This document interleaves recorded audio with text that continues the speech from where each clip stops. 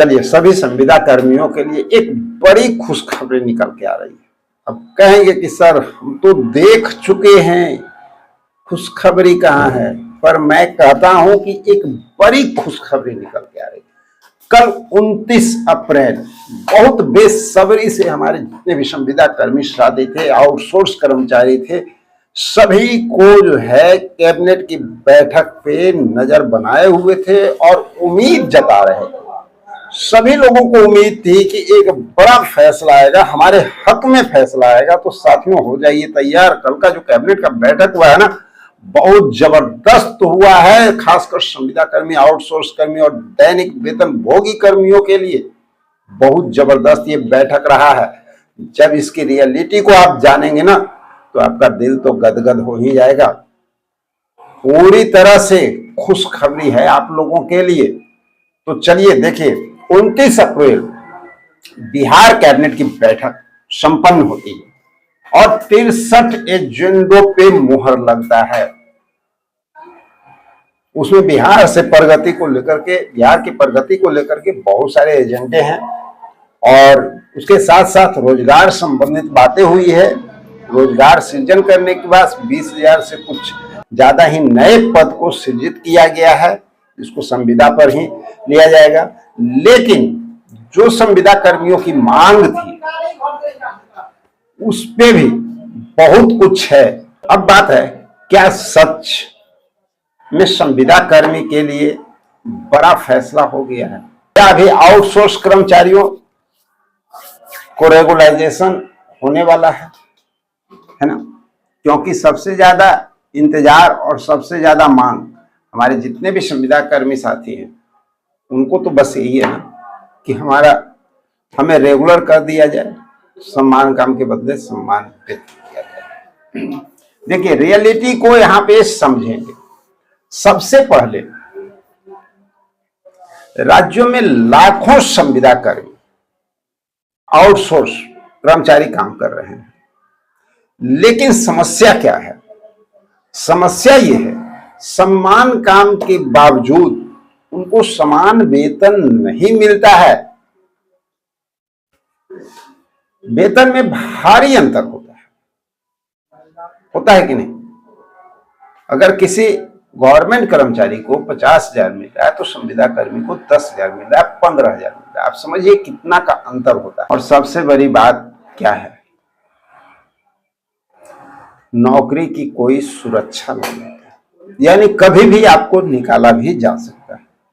खतरे की घंटी बजती रहती है, खतरे का बादल मंडराता रहता है कि भाई कब हम लोग आज सर्विस में हैं और किस समय निकाल दिया जाए, कोई भरोसा नहीं। और इन सारी बातों को लेकर के हमारे जितने भी संविदा कर्मी साथी हैं रेगुलर आवाज उठाते रहते हैं और इसी चिंता को लेकर के जो इनका मांग है वो रहता है कि भाई हमें परमानेंट कर दो, हमें कम से कम इतना तो निश्चिंत कर दो कि जो काम हम कर रहे हैं वो हम 60 वर्ष तक अस्थायी रूप से कर सकें। आज की जो कैबिनेट की बैठक हुई है ना, वो संविदा कर्मियों के लिए बहुत अच्छा इसको माना जा सकता है, शुभ संकेत इसको माना जा सकता है। आने वाले समय के लिए आप लोगों के लिए यो कहा जाए कि बहुत बड़ी खबर बन के आज निकल के सामने आ रही है। अब देखिए, हम आते हैं रियलिटी पे, है ना? असली मुद्दा क्या है? कैबिनेट की बैठक में संविदा कर्मी और आउटसोर्स कर्मचारियों को लेकर के क्या चर्चा होगी, ये समझना जरूरी है। सबसे पहले बात कर लेते हैं समान काम, समान वेतन को लेकर। सरकार ने माना है, कल की बैठक की कहानी में बता रहा हूं, सरकार ने इस बात को माना है कि कई विभाग में एक ही काम के लिए अलग अलग वेतन दिए जा रहे हैं। ये गवर्नमेंट कल मान चुकी है। दूसरी बड़ी चर्चा रेगुलर करने की बात हुई, यानी क्या इन कर्मचारियों को अस्थायी किया जा सकता है?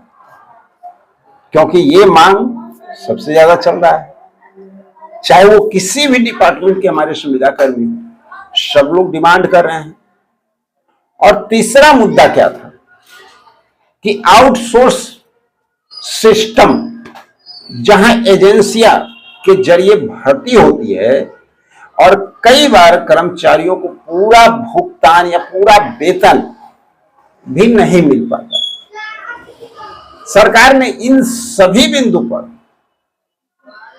पॉलिसी लेवल पर विचार करने की बात कही। कल की कैबिनेट की घटना है, एकदम लेटेस्ट न्यूज हम बता रहे हैं। 64 एजेंडा पे मोहर लगा भाई।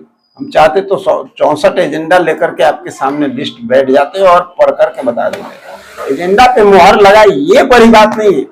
बड़ी बात यह है कि हमारे संविदा कर्मियों के लिए कल के कैबिनेट की बैठक में क्या हुआ और आने वाले समय में हम लोगों का बेनिफिट क्या हो सकता है, क्या कैबिनेट से निकल सकता है। सबसे बड़ा सवाल उठता है, क्या इस बैठक में कोई फाइनल डिसीजन भी लिया गया है? तो आप लोग को हम साफ शब्दों में बता देते हैं, बिल्कुल नहीं लिया गया है फाइनल डिसीजन। लेकिन रोड मैप यहां से आपका तैयार हो गया। जिसका आप इंतजार कर रहे थे ना, वो घड़ी अब समाप्त हो गई। गवर्नमेंट इस पे विचार कर रही है, तैयारी कर रही है कि अब आप लोगों को ये सारी सुविधाएं मिलनी चाहिए। आने वाले कैबिनेट की बैठक में ना बहुत बड़ा खुशखबरी हमारे संविदा कर्मी, आउटसोर्स कर्मी, दैनिक वेतन भोगी कर्मियों को मिलने जा रहा है। ये कोई छोटी मोटी बात नहीं है और सरकार जो है बहुत ही गंभीरता से इस मुद्दे पर विचार कर रही है। ये बड़ी बात है, क्योंकि जब आपकी मांगों को लेकर के सरकार में हलचल शुरू होती है ना, और उस पर रेगुलर जब सरकार के अंदर चर्चाएं होने लगती है और इस तरह की कैबिनेट की बैठक में जब चर्चा होने लगती है, तो समझ जाइए कि अब दिन बदलने वाले हैं। अब सब कुछ आपके मन के मुताबिक होने वाले हैं और ये चीज कल के बैठक में देखा गया है।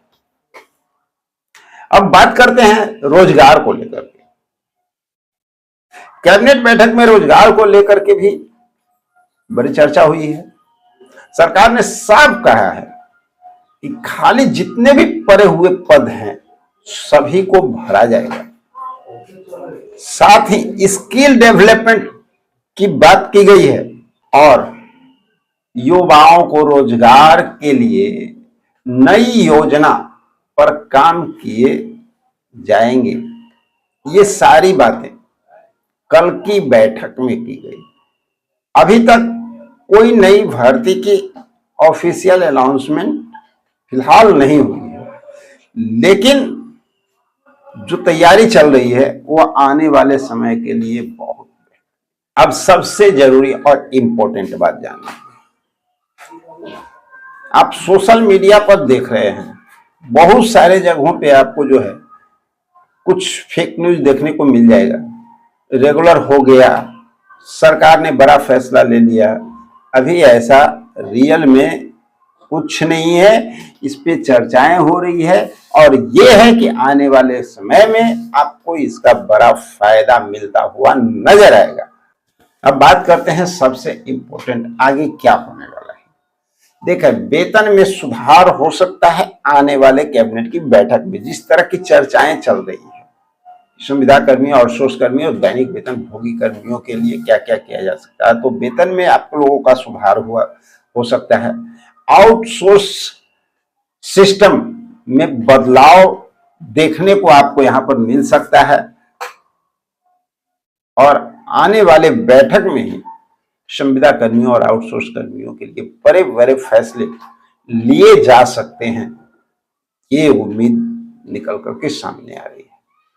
तो साथियों, चलिए मिलते हैं एक और जबरदस्त इंफॉर्मेशन के साथ। चूंकि अब चर्चाएं आपकी जो है बहुत जोरों पे है और गवर्नमेंट जब कैबिनेट में शुरू हो चुकी है चर्चा, तो आप समझ ही सकते हैं। तो और भी जो अंदरूनी सारी जानकारी निकलती है ना, उसको लेकर के अगले वीडियो में हम आते हैं। तो मिलते हैं एक अगले वीडियो में, जब तक के लिए जय हिंद।